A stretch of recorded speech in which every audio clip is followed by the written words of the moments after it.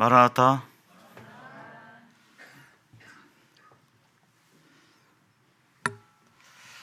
네, 찬송 들으면서 감동이 되셨죠? 네, 오늘 설교를 안 해도 될 것 같은 네, 그런 마음이 좀 들었습니다. 늘 생각하지만 찬송도 하나의 설교입니다. 강력한 설교이고, 그 가사가 음률을 통해서 이렇게 이렇게 되게 될 때 강력하게 마음 가운데 그 가사가 새겨지고 또 깨달아지고, 또 들으면서 내 마음 가운데 결심도 들고, 여러 그런 작용들이 하나님께서 주의 성령의 역사함 가운데서 이렇게 인도하시는 모습을 보게 됩니다. 마라나타라고 인사를 드렸는데요, 그 뜻을 다 아시죠? 주 예수여 오시옵소서. 우리가 이렇게 마라나타라고 인사를 하는데, 정말 정말 보고 싶고, 제발 좀 빨리 오십시오, 제발 좀 만나고 싶습니다, 이런 그런 간절한 마음이 이렇게 실려 있게 될 때 하나님께서 그 고백을 더욱더 기뻐하시고 또 받으시리라 생각이 듭니다. 오늘 깨어 있으라라는 주제로 하나님의 말씀을 이렇게 나누고자 합니다.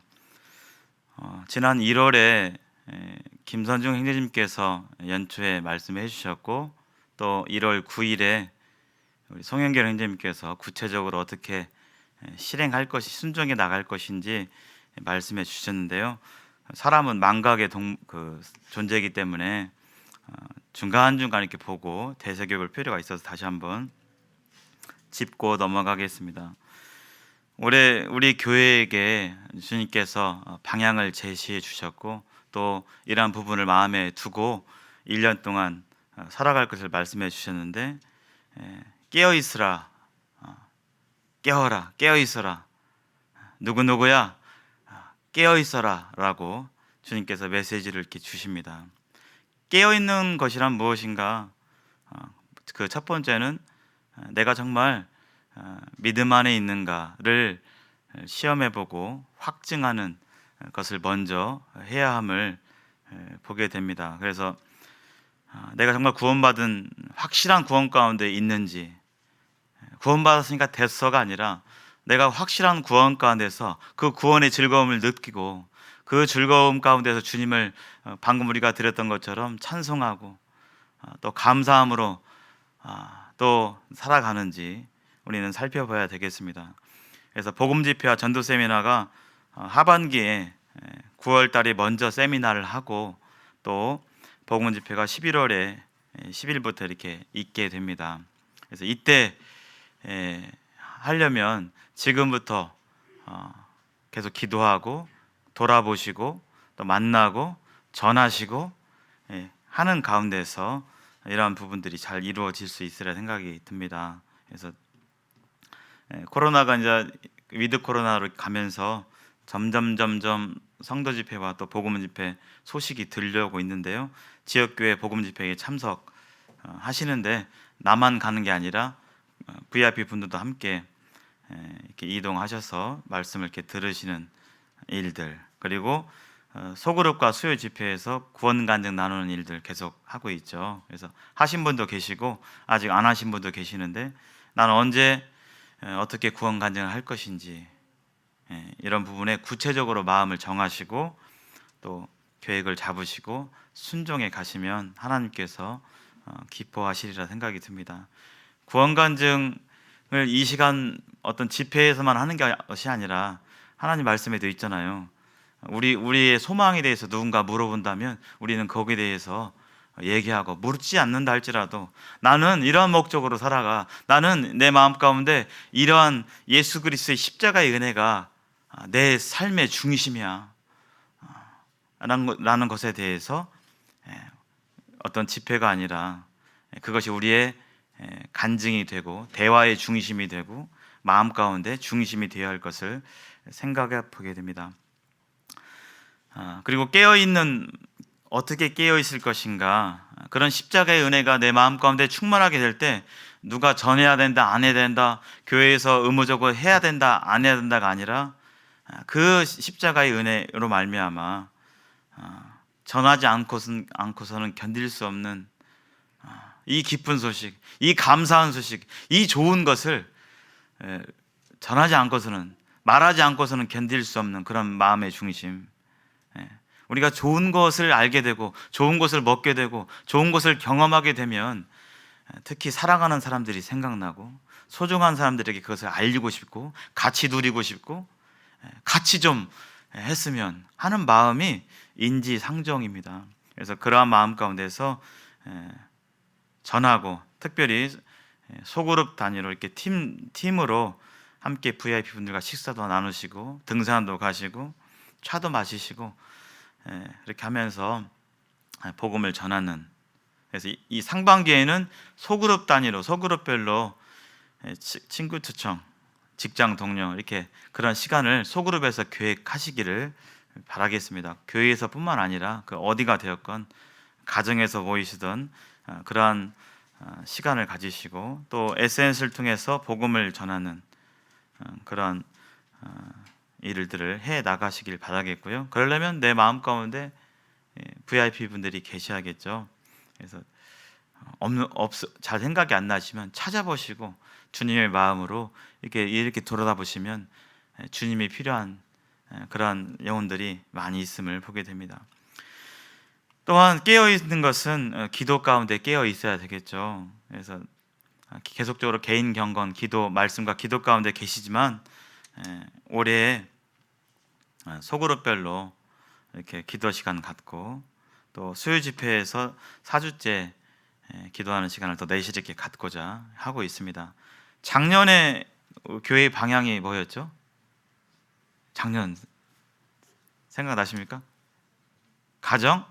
가정이었죠. 가정은 2년 동안 했습니다. 그래서 기억나십니까? 매일 해야 될 게 있었죠. 매일 가족을 위해서 기도하기. 일주일에 한 번은 가정 모임 집회 갖기. 기억나시죠? 그래서 작년만 할 것이 아니라 계속적으로 가정 안에서 이렇게 해 나가시길 바라겠고요. 가정 예배 가운데 이처럼 10분 이상 기도하는 시간 이렇게 하시길 바라겠습니다. 아직 잘 안 되시는 분들은 계속적으로 시도해 하시고 그 가운데서 주님께 영광 돌리시면 좋겠습니다. 깨어 있으라는 이 주제의 문구는 마태복음 24장에 대한 42절에 대한 말씀이죠. 우리가 1년 동안 마음에 새겨야 될 말씀이기 때문에 색깔로 칠해진 부분만 한번 같이 읽어볼까요? 시작. 그러므로 깨어 있으라. 네. 그러므로 깨어 있으라. 누가 하신 말씀이죠? 예수님께서 우리 각자에게 하신 말씀입니다. 근데 깨어 있어야 할 이유에 대해서 상황이 있을 거 아니에요. 지금은 쉬어라 이렇게 말씀하실 수도 있고 하는데, 예수님께서 깨어 있어라 하셨는데 그 상황에 대해서 뒷구절에서 말씀하고 있습니다. 어느 날에 너희 주가 임할는지 너희가 알지 못함이니라. 왜 깨어 있으라라고 말씀해 주셨냐면 우리 주님께서 언제 우리를 데리러 오실지 모르기 때문에, 주님께서 우리를 데리러 오시면 이 땅 가운데서의 모든 것들은 다 내려놓고 이제 우리는 주님과 함께 영원히 함께 거하며 주님을 부분적으로 알지 않고 주님을 온전하게 알 수 있는 그런 기회가 될 것입니다. 그래서 일단 주님의 이 하나님의 계획이 실행되게 될 때 우리는 그렇게 가지만 이 세상에는 심판이 임하게 되겠죠. 잠시 마태복음 24장을 같이 펴보시겠습니다. 마태복음 24장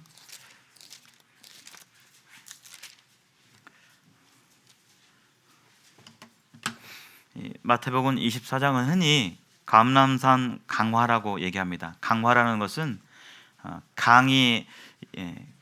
강의하며 강의하는 식으로 이야기한다, 그런 뜻이 되겠습니다. 예수님께서 강의하듯이 이렇게 말씀해 주셨어요. 24장을 다 읽지는 않겠습니다. 그러나 구조를 좀 살펴보면요,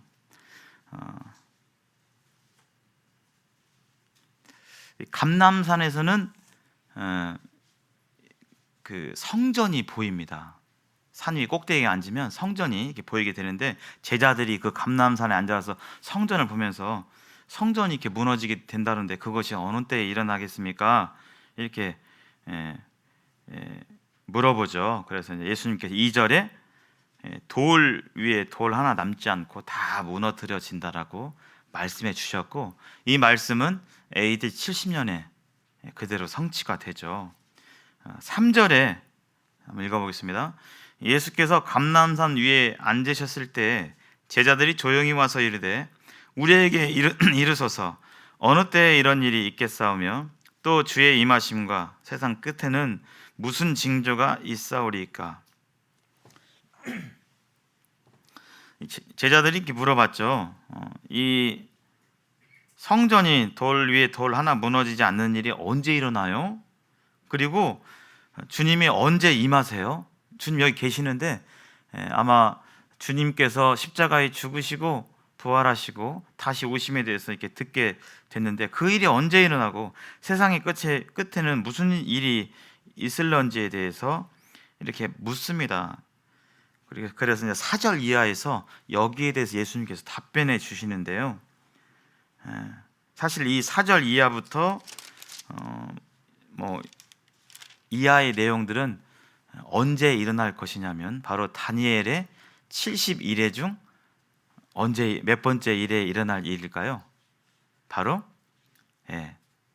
69일회가 지났고 마지막 한 일회가 남았는데 바로 그 일회, 그 마지막 일에 대한 그때 일어날 일들에 대해서 말하고 있습니다. 흔히 우리가 얘기하기에 7년 환란기에 일어날 일들이죠. 그래서 직접적으로 교회는 환란을 통과하지 않기 때문에 그 은혜죠.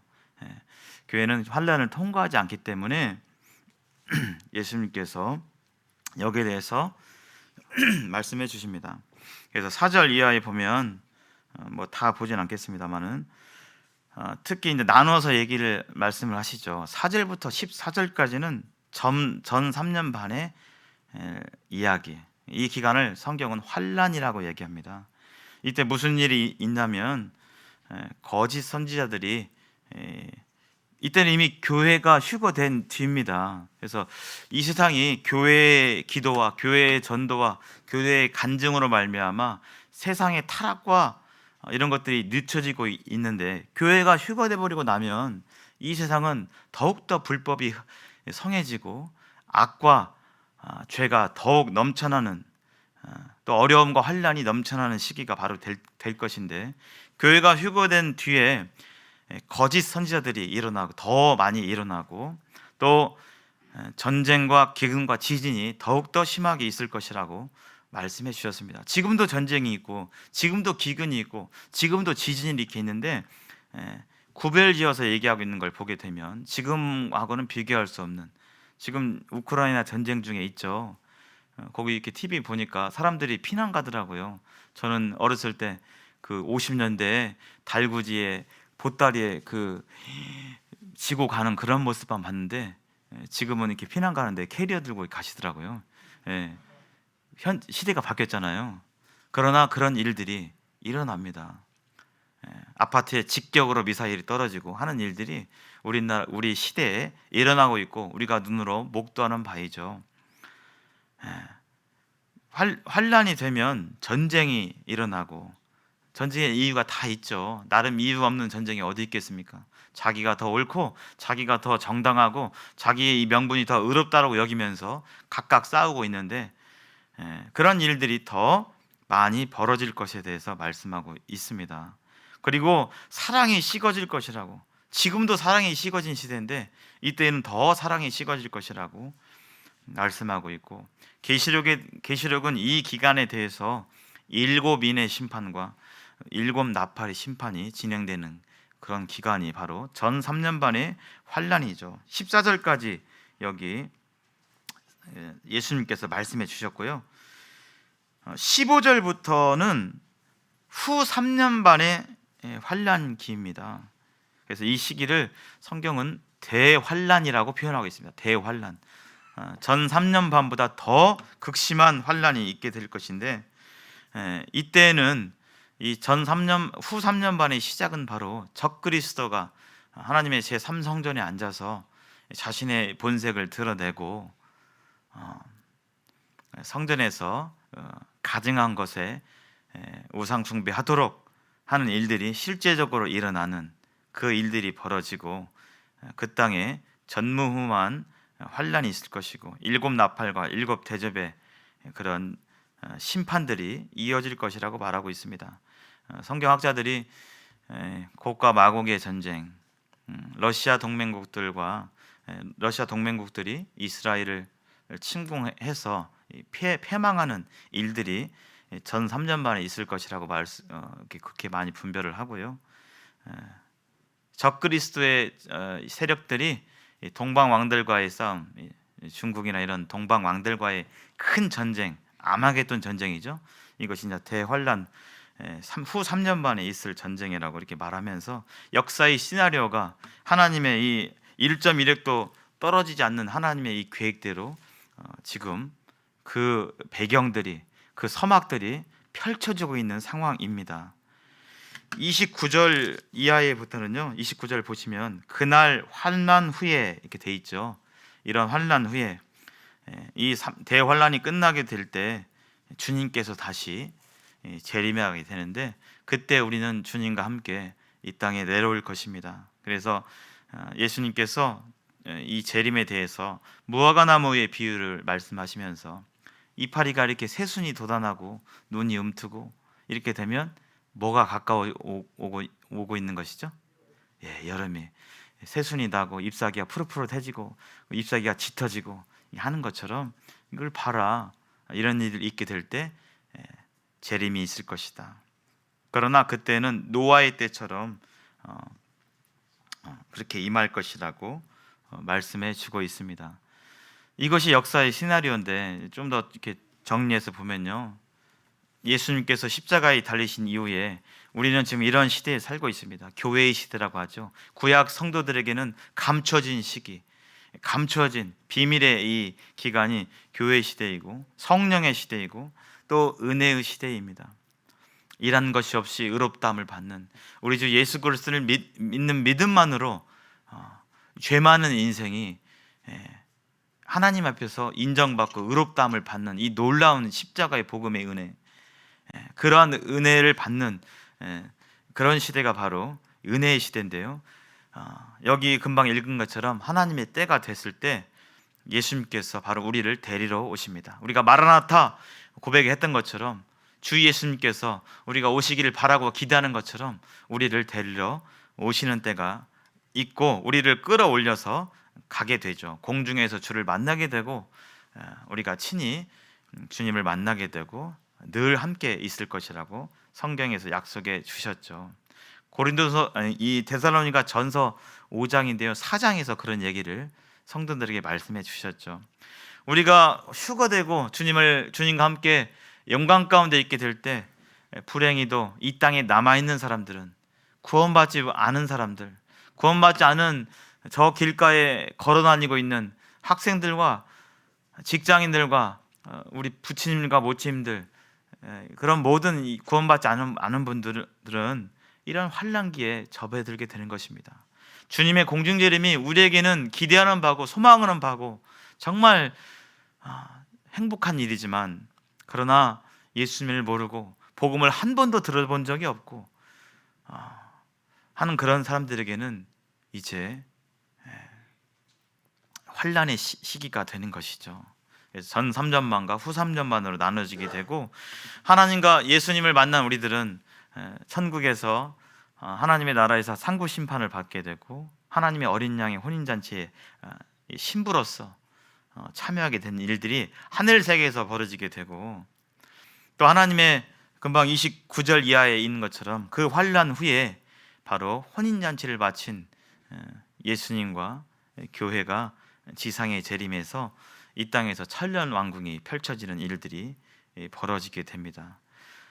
천년 왕국이 펼쳐지게 될 때 공중 권세 잡은 이 사탄 마귀는 저 무적행 속에서 갇히게 되고 천년이 거의 다 될 쯤 그가 잠깐 놓이게 되어서 사람들을 미혹하지만 결국 계시록 20장 이하에 나오는 크고 흰 보좌의 심판 앞에서 모든 죽은 자들이 부활하고 예수님 믿지 않았던 자들이 부활하고 이 가운데서 영원한 심판을 받아서 영원 불못에 그래서 영원한 심판을 받게 되는 형벌을 받게 되는 일들이 벌어집니다. 그리고 새하늘과 새 땅이 가운데서 우리가 영원히 주와 함께 주를 찬송하고 예배하는 일들이 벌어지게 되죠. 이것이 어떤 이야기나 허황된 이야기나 그냥 상상 속의 이야기가 아니라 실제적으로 벌어지는, 또 우리가 기대하고 그려보는, 기다리고 있는 그러한 일들인 것을 우리는 보게 됩니다. 바로 이러한 상황이 우리에게 인류에게 펼쳐지기 때문에 우리는 깨어 있어야 되겠습니다. 이 눈에 보이는 세상이 다가 아니고, 먹고 사는 문제가 다가 아니고, 이 눈에 보이는 세상이 다가 아니고 영원한 천국이 있고 영생이 있음을 우리는 마음 가운데 늘 생각하고 우리는 무엇을 어떻게 살아야 될 것인지 매일매일 주님께 묻고 또 이 약속을 되새기면서 살아야 되겠죠. 그래서 이 부분에 대해서 이 사도 바울이 동일하게 여기에 대해서 권하는 부분이 있어서 그 부분을 좀 이렇게 나눌까 합니다. 데살로니가 전서 5장을 통해서 조금 이렇게 나누고자 하는데요. 제가 여기 이제 말씀을 다 보여드릴 텐데요. 데살로니가 교회는 사도 바울이 2차 전도 여행 때 복음을 전해서 세워진 교회죠. 그래서 사도 바울이 이 그리스 마케도니아의 첫성 빌립보에서 복음을 전하게 될 때 복음 전하다 잡혀가지고 거기서 매 맞고 투옥됐잖아요. 빌립보에서. 그러나 그는 찬송하고 감사하면서 빌립보 간수들이 이제 구원받고 하는 일들이 이제 벌어지게 되는데, 빌립보에서 이제 탈출해서 간 곳이 바로 데살로니가입니다. 아직 몽둥이로 맞고 맞은 그 상처의 흔적이, 그 기억이 아직 잊혀지지 않는 남아있는 상태에서 성치 않은 몸 가운데서 데살로니가에 가서 바울 일행들은 복음을 이렇게 전했죠.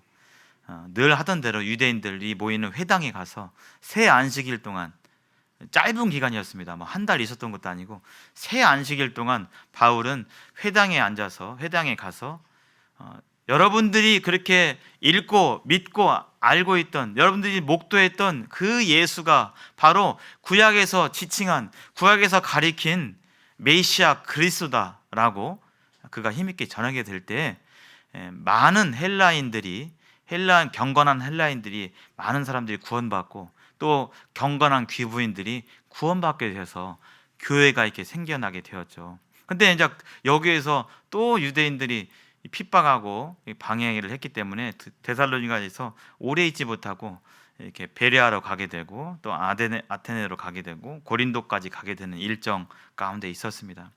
짧게 복음을 전하고 나왔기 때문에 사도 바울 마음 가운데서 이 데살로니가 성도님들이 생각나고 어떻게 구원받은 그 믿음이 정말 유지가 되고 있을까? 믿음을 저버리지 않고 있게 될까? 그 극심한 환난 가운데서 이분들이 주님을 부인하고 다시 세상으로 가지 않았을까? 여러 마음 가운데 있었죠. 그래서 궁금하던 차에 이 디모데를 이렇게 보내게 되고 또 소식을 듣게 되는데, 그 짧은 어간 사이에 환난으로 말미암아 순교자가 생길 정도로 환난이 있었고, 또 짧은 기간 동안에 있었기 때문에 예수님, 우리 하나님의 말씀의 진리를 다 전하지 못했기 때문에 특히 종말에 대한, 예수님이 앞으로 어떻게 오시고 하는 부분에 대해서 오해하는 사람들이 많이 있었습니다. 그래서 혹자는 이미 7년 환란이 시작되었다라고도, 천년 왕국이 시작되었다라고 이렇게 오해하는 분들이 계셔서 이렇게 슬퍼하고 이런 그런 성도님들이 계셨죠. 그래서 거기에 대해서 바로잡고자 이 데살로니가 전서를 쓰셨고, 특별히 5장에서 이 종말에 대해서 이렇게 말씀해 주고 있습니다. 여기 말씀을 여기를 통해서 같이 보겠습니다. 형제들아, 때와 시기에 관하여는 너희에게 쓸 것이 없으면, 지금 불신자들을 부른 것이 아니라 구원받은 형제님들에게, 형제 자매님들에게 말씀하고 있어요. 때와 시기에 관하여서는, 이 때와 시기는 어떤 시기냐면 2절에 바로 나옵니다. 바로 주의 날, 주의 날입니다. 주님의 날이 언제 올 것인가에 대해서 잘 모르고 있고 잘못 알고 있게 되는데, 여기에 대해서 우리 성도님들은 여기에 대해서 별로 쓸 것이 없습니다. 근데 이 주의 날이 무슨 날이냐면 주님이 우리를 데리러 오시는 날이 아니라 주님께서 열방의 심판자로서, 온 세상을 심판하시는 권세자로서, 주권자로서 이 세상을 심판하는 그러한 때를 가리킵니다. 그래서 환란기부터, 7년 환란기부터 최후 백보자 심판까지 심판주로서 심판을 하시는 그런 때, 그런 기간을 가리켜서, 어떤 한 때가 아니라 그 기간을 가리켜서 주의 날이라고 표현하고 있습니다. 주의 날은 심판의 날입니다. 심판의 날. 그래서 이 심판의 날은 성도들과 상관이 있어요, 없어요? 상관이 없습니다. 없어요. 그렇죠? 요한복음 5장 24절에 나와 있잖아요. 심판에 이르지 아니하노니 그랬잖아요. 그러나 예수님을 영접하지 않은, 예수님의 이 복된 소식을 들었지만 예수님을 부인하고 영접하지 아니한 사람에게는 이 심판의 날이, 주의 날이 임하게 됩니다. 성도님들에게는 이 주의 날이, 심판의 날이 임하지 않기 때문에 여기에 대해서 직접적인 상관이 없다라고 사도 바울은 밝히고 있죠. 좀 더 풀어서 이렇게 계속 얘기하고 있죠. 주의 날이 밤에 도둑같이 이를 줄을 너희 자신이 자세히 알기 때문이라. 그들이 평안하다 안전하다 할 그때에 임신한 여자에게 해산의 고통이 이름과 같이 멸망이 갑자기 그들에게 이르니 결코 피하지 못하리라. 이 심판을 결코 피하지 못한대요. 이것은 성도님들에게 해당하는 것이 아닙니다. 믿지 않는 불신자, 환란기에 있는 불신자들에 대한 그런 부분이겠죠. 형제들아, 너희는 어둠에 있지 아니하며 그날이 도둑같이 너에게 임하지 아니한다. 여기 말씀하고 있죠. 도둑같이 임하지 않는다. 그날이 임하지 아니한다. 이것은 밤에 속한 사람들에게 일어나는 일들이다. 5장, 너희는 다 빛의 아들이요 낮의 아들이라.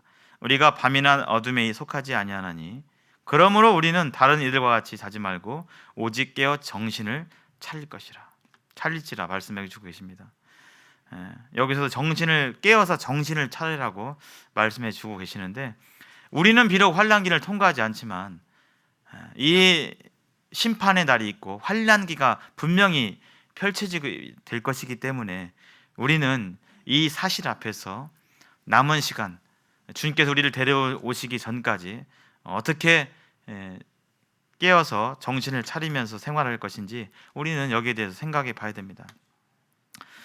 그러나 여기서 짚고 넘어갈 것이 있죠. 바로 구원받지 않은 사람들에게는 바로 이런 환란, 밤에 도둑같이 임하는 이 환란이 임하기 때문에 내가 정말 낮의 아들인지, 빛의 아들인지, 빛의 딸들인지, 낮의 딸인지 우리는 분명히 짚고 넘어가야 되겠습니다.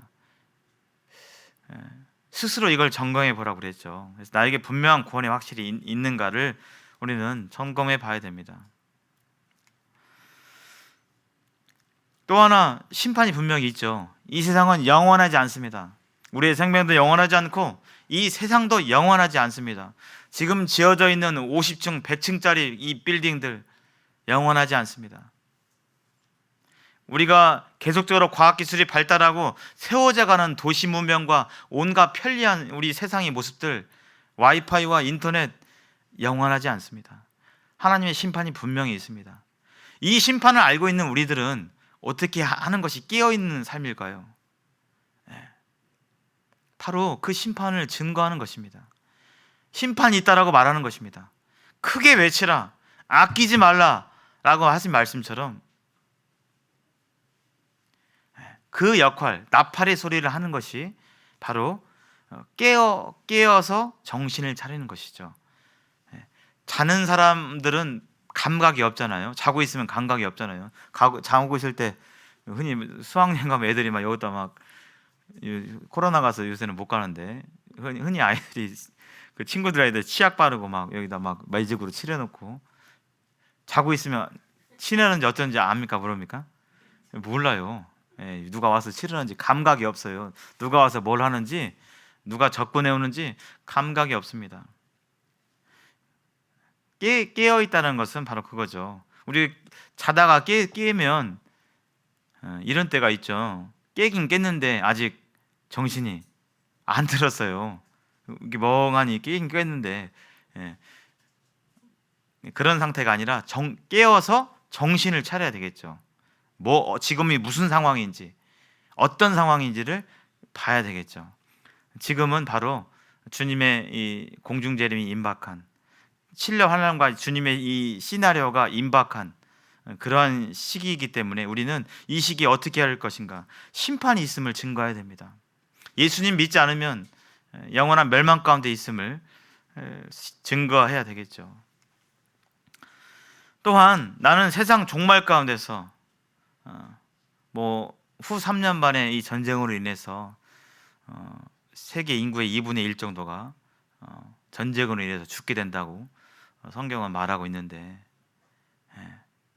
이 종말 가운데서 내가 그러한 환난 가운데 통과하지 않는 것에 대해서 얼마나 그 은혜에 감사하며 살아가는가, 감사함으로 살아가는 것, 원망과 불평이 아니라 그렇게 살아가는, 그것이 바로 깨어 정신을 차리고 있는 사람의 모습이 아닌가, 우리는 되돌아봐야 되겠습니다. 나는 자는 상태인가, 깨어있는 상태인가. 그래서 자고 있으면 감각이 없다고 그랬죠. 분별할 수가 없기 때문에. 그래서 깨어있는 상태는 영적으로 하나님이 원하시고 하나님이 기뻐하시는 것에 내 마음과 내 시간과 내 열정이 있는 것을 말하고 있죠. 자고 있는 상태는 영적으로 무관심한, 이 세상에서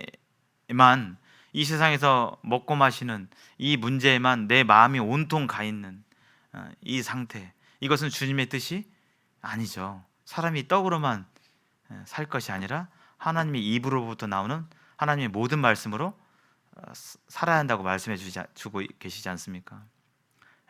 그냥 우리가 세상 사람들처럼 먹고 마시는 문제, 먹고 사는 문제에만 우리 마음이 있다면, 우리의 관심이 있다면, 이것은 바로 자는 상태에 있는 것입니다.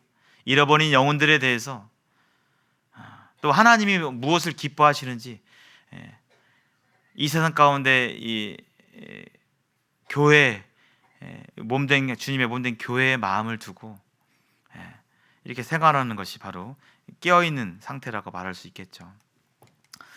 7절에 보시면요, 7절 이하에 보시면 자는 자들은 밤에 자고 취하는 자들은 밤에 취하되,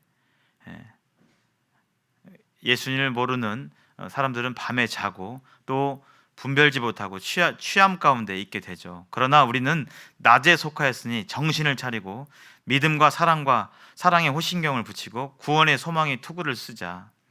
하나님이 우리를 세우심은 노하심에 이르게 하심이 아니요 오직 우리 주 예수 그리스도로 말미암아 구원을 받게 하심이라. 그래서 우리는 낮에 속해 있는데 정신을 차리고 믿음과 사랑과 또 소망 가운데 지내야 될 것을 말하고 있습니다. 그래서 깨어있는 삶이라는 것은 함께 정신을 차리는 것입니다. 여기 함께 예수께서 우리를 위하여 죽으사 우리로 하여금 깨어있든지 자든지 자기와 함께 살게 하려 하셨느니라. 그러므로 피차 권면하고 서로 덕을 세우기를 너희가 하는 것 같이 하라.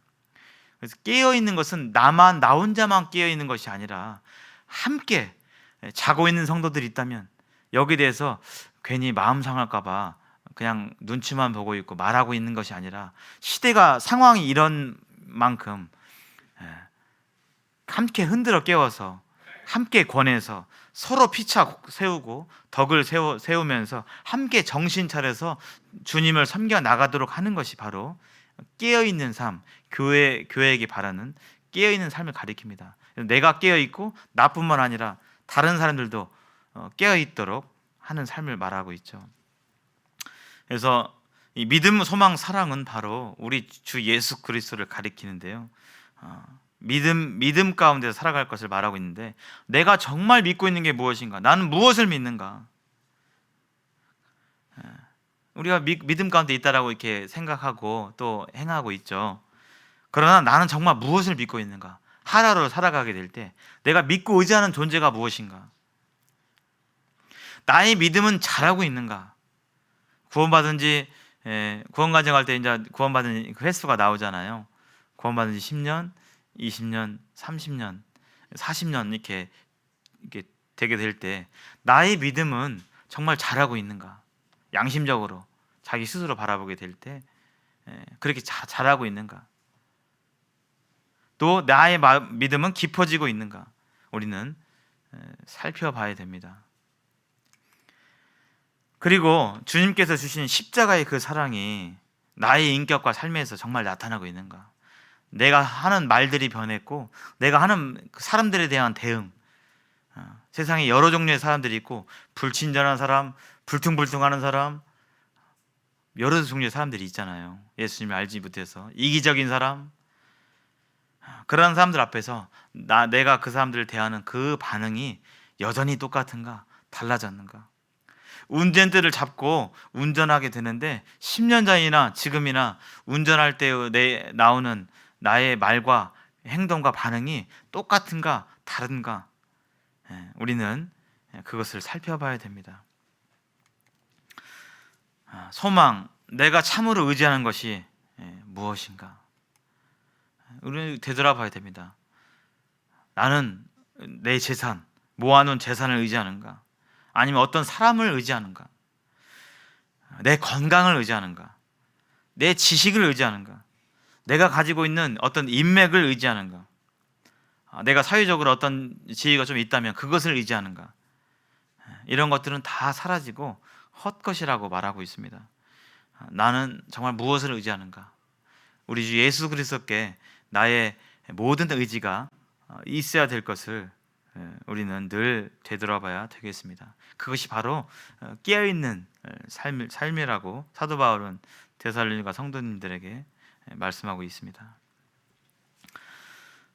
또 이 깨어있는 삶이란 여기 한번 읽어보겠습니다. 형제들아, 우리가 너희에게 구하노니 너희 가운데서 수고하고 주 안에서 너희를 다스리며 권하는 자들을 너희가 알고 그들의 역사로 말미암아 사랑 안에서 가장 귀히 여기며 너희끼리 화목하라. 또 형제들아, 너희를 권면하노니 게으른 자들을 권계하며 마음이 약한 자들을 격려하고 힘이 없는 자들을 붙들어주며 모든 사람에게 오래 참으라.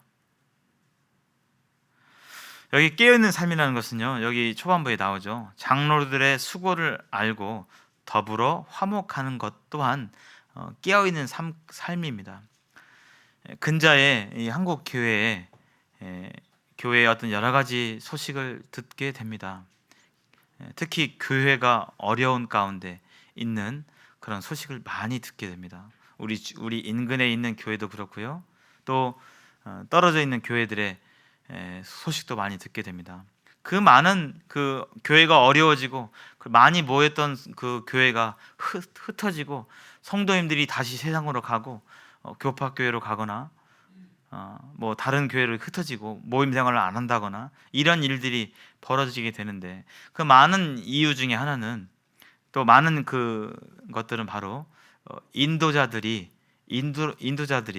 시험에 걸리거나 인도자들이 어려움에 처하게 될 때 교회 자체가 전체가 어려움에 빠지는 그런 모습을 이렇게 보게 되죠. 그래서 사탄은 교회에 항상 그렇잖아요. 이 인도자들을 먼저 공격하고 인도자들을 흩어버리면 양들이 흩어지기 때문에 사탄의 모든 제1 표적은 바로 인도자가 되겠죠. 그렇기 때문에 인도자들을 위해서가 아니라 하나님의 이 몸된 그리스도의 교회를 위해서 우리들은 장로들의 수고를 알고 더욱 귀히 여기고 화목할 것을 말하고 있습니다. 이것을 말하기 전에 장로들이 해야 될 일들을 반드시 해야 되겠죠. 장로들의 일은 우리 여기 젊은 청년도 학생들도 있고 또 지하에 우리 형제자매들 계실 텐데요. 이 장로의 일을 사모하라고 그랬잖아요. 장로의 이 양들을 돌아보고 하나님의 일꾼의 일을 사모하라고 그랬는데, 이 일꾼들은 무엇을 해야 되냐면 바로 부지런히 가르치고 또 부지런히 돌아보며 또 어떤 부분에 있어서 다스리고 또 권해야 하는 일이 바로 장로들의 일인 것을 보게 됩니다. 장로들에게도 약점이 있고 연약한 부분이 있고, 장로들도 성도 중 한 명이기 때문에 분명히 그런 부분들이 있습니다만은, 주의 성령께서 장로들을 세우셨고 그 연약한 중에 온전해서 모든 것이 완벽하고 온전해서 세워진 것이 아니라 성령께서 그를 일하도록 세우셨고 했기 때문에 우리는 그런 부분에 대해서 서로 알고 동역하고 또 해야 될 것을 성경은 말하고 있습니다. 장로들에 대한 나의 마음 자세는 어떠한가? 설령 연약함이 있고 그 인도자가 연세가 많고 탁월한 장로일 수도 있고, 연소하고 아직은 배워가는 장로일 수도 있고, 여러 장로가 있을 수 있겠지만 그 장로들에 대한 나의 마음 자세는 어떠한가? 주님이 그 마음 자세를 달아보시고 보고 있을 것입니다. 우리 성도님들께서는 그런 부분에 참 넘치도록 협조하시고 또 동역하시고 또 섬기시는 모습을 보게 될 때 참으로 감사가 됩니다. 장로들이 또 해야 할 것은 게으른 자, 여기 게으른 자들을 권계하라고 되어 있는데요. 제멋대로 이 게으른 자는 예전 성경에 규모 없는 자를 말합니다. 규모 없는 자, 게으른 자는 제멋대로 무질서하게 행하는 사람들을 가리킵니다. 그래서 자신의 진리적인 부분이 아니라면 이렇게도 분별해서 할 수 있고 저렇게도 할 수 있는 그런 어떤 분별의 융통성이 있는 부분에 대해서 지나치게 주장한다거나 이렇게 해야만 옳아, 이렇게 하지 않으면 틀렸어 라고 지나치게 주장한다거나, 물론 진리는 물러서면 안 되겠습니다. 완고한 자각식 가운데서 또 어떤 교리적인 편견 가운데서 이게 주장하는 자세를 취함으로 질서를 이렇게 어지럽게 하는 그런 분들에 대해서는 사랑하는 마음 가운데서 온유한 마음으로 바로 잡으라고 말씀해 주셨죠. 그것이 이제 인도자들이 해야 될 일이죠. 어려운 일입니다. 쉽지 않습니다. 권계라는 것은 훈계하는 일이죠. 그래서 이런 부분들이 해야 되고, 마음이 약한 교회 안에 이런 분들이 있기 때문에 이런 부분들이 얘기하는 것이죠. 고린도 교회도 있었고 데살로니가 교회도 있었고, 그래서 문제 가운데 어떤 특별히 시련 가운데 낙심한 지체가 있다면 우리 교회에 그런 분들이 계시죠. 시련 가운데 육체의 질고와 또 사랑하는 분들을 떠나보낸 아픔과 여러 아픔이 계신 분들이 있는데, 그런 분들을 보게 될 때 판단하고 책망하고 이것이 아니라 위로와 격려를 해야 할 것을 말하고 있습니다. 비단 장로 인도자뿐만 아니라 성도님들 또한 그런 부분들을 함께 서로 돌아보라고 말씀해 주셨기 때문에 그렇게 해야 될 것을 말하고 있고, 그것이 바로 깨어있는 삶이라고 또한 여기서 말씀드리고 있습니다. 힘이 없는 자들은 붙들어줘야 함을 말하고 있습니다. 여기서 힘이 없는 자들은 육적으로 몸이 약하고 정서적으로 마음이 약하고 또 영적으로도 어려서 힘이 없는 그런 연약한 지체들에 대해서 판단하고 왜 그렇게 해? 그것도 아직 그 정도야? 라고 판단하는 것이 아니라 그런 지체들이 보인다면 붙들어줘야 함을 말씀하고 있습니다. 그리고 특별히 모든 사람에게 대해서 오래 참아야 될, 요즘 시대가 그렇죠. 우리 성도님들 한 주간 지내면서 혹시 참는 일 있으셨습니까? 혹시 참아야지, 이런 부분 내가 참아야 되겠구나, 있으셨나요 혹시? 점점점 그런 일들이 많아집니다. 사람들이 불평 불만과 분노를 쉽게 표출하고 별 잘못도 아닌데 쉽게 쏘아붙이고 말투가 쏘아붙이고 이런 분들이 계세요. 세상 사람들 중에서. 그런 분들에 대해서 악을 악으로 대응하지 않고 악을 선으로 대응하는 그런 오래 참음이 바로 우리가 일상생활에서 깨어있는 그런 사람들의 모습인 것을 볼 수가 있습니다. 마지막으로 삼가 누구에게든지 악으로 악을 갚지 말게 하고 서로 대하든지 모든 사람을 대하든지 항상 선을 따르라.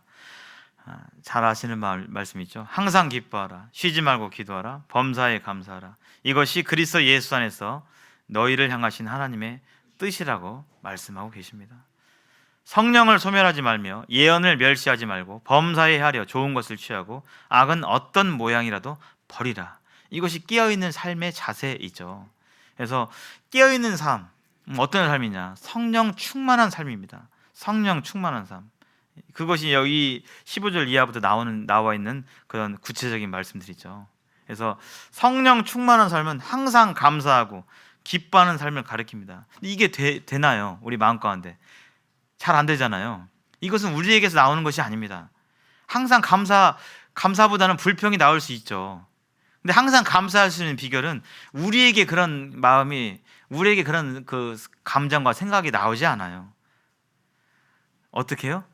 말씀 가운데 있게 될 때 성령께서 그 말씀 가운데서 우리의 마음과 생각을 바꿔주십니다. 불평과 짜증과 원망과 분노와 화보다는 그래도 감사하는, 그리고 기뻐할 수 있는 그 힘이 말씀과 기도 가운데 생겨나는 것입니다. 또한 살아가면서 보복하고 싶은 생각이 있더라도 죄인들을, 나 같은 죄인을 용납한 이 주님을 생각하면서 악을 악으로 갚지 않는, 이것이 바로 성령 충만한 삶이고, 성령을 소멸하지 말며, 이것은 성령께서 나에게 뭔가를 요청하게 될 때 그것을 제한하지 말라는 것입니다. 이 성령의 요청은 우리가 말씀을 통해서 개인적으로 성령께서 어떤 걸 요구하고 생각나게 하시고 어떤 행동을 하도록 우리 마음을 붙이기는 일들이 벌어지게 돼요. 부부 사이에 이렇게 해라, 오늘 생활 가운데 이렇게 해라, 성도들을 바라보게 될 때 누가 생각나게 하고 성령께서는 계속 그런 일들을 하게 되는데, 그런 메시지들이 들리게 될 때, 이 시간에도 마찬가지죠. 들리게 될 때 그것을 그냥 그거는 그렇고가 아니라 그것을 정말 그렇게 하도록 나를 내어드리고 순종하는 그런 삶, 이것이 바로 성령 충만한 삶이죠.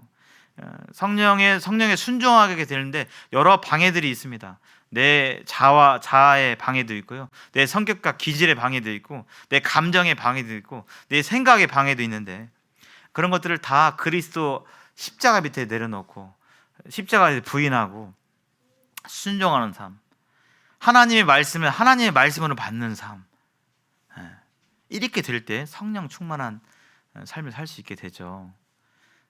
선교지에 나가는 분들이 어떤 특별한 그 신비로운 경험 가운데 하나님께서 그렇게 말씀해 주셨기 때문에 나는 가겠습니다가 아니라, 우리 대부분의 간증을 들으면 똑같은 이 성경에서 똑같은 말씀 그 한 구절을 통해서 그 말씀을 하나님의 말씀으로 받게 되고, 그 말씀에 나의 삶을, 남은 생을 그냥 드리고 나아가는 거잖아요.